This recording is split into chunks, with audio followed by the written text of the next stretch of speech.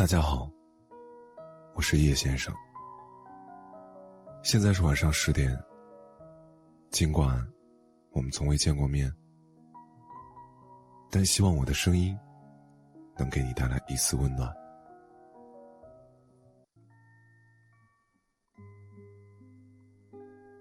人到中年，生活安稳，但婚姻疲惫，褪去了最初的热切与激情，总感觉日子平淡的激不起一点水花，内心倍感孤独。为此，不敢囿于城内的一地鸡毛的一些中年人，对城外的风花雪月就有了莫名的冲动。遇到网上温柔的解语花，昔日无奈分开的恋人，身边体贴的异性知己，欲念难耐。然而错的人相见，注定了结局悲剧。放纵自己一时的欲望，可能要以牺牲事业、家庭、声誉为代价，一发不可收拾。人生过半，这三人能不见就别见了吧，代价太大，实不值得。第一，隔着屏幕说爱你的人。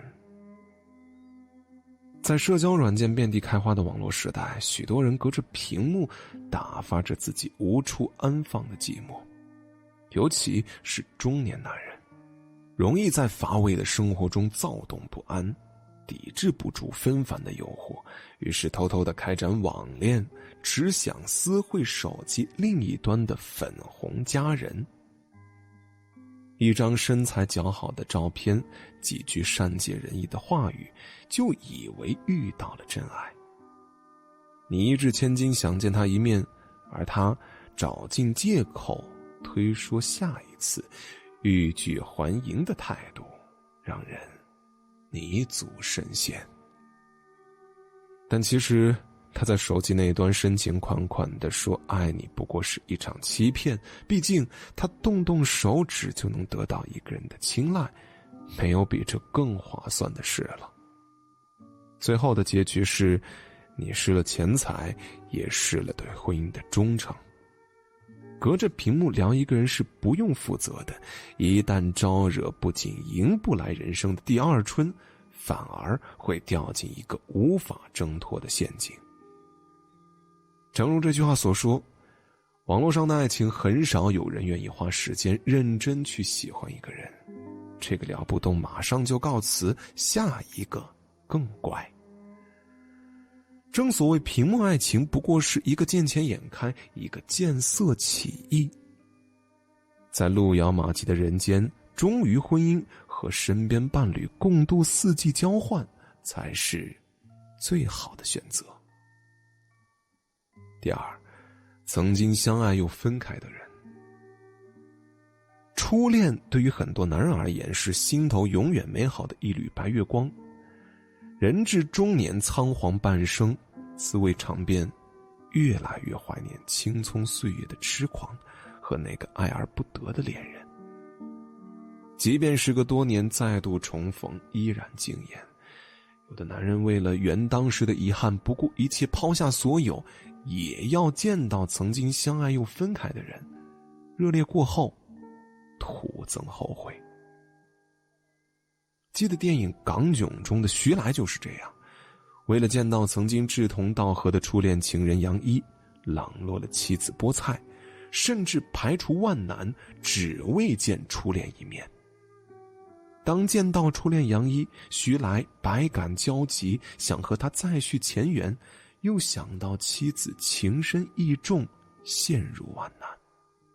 在生死危难时刻，徐来看清了自己的心，还是选择了妻子，避免了一场家庭悲剧。昔日恋人纵然美好如初，但错过了就是过往云烟。需要背叛婚姻、伤害伴侣而去追求不切实际的人，很难有好下场。一代宗师里有句台词说，对于不恰当时候的人，该克制的一生不敢越雷池。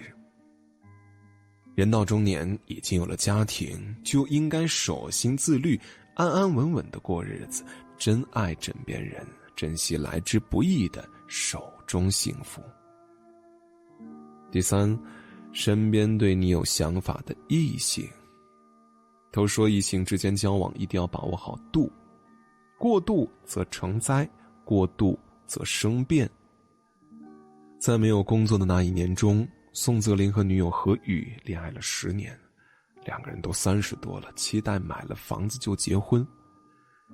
然而宋泽林身边却突然出现了一个实习生唐蕊，偶然听到他在公司有股份期权，便处心积虑地接近他，不仅陪他过生日，跑到家里给他做饭，还当着何宇的面跟他告白。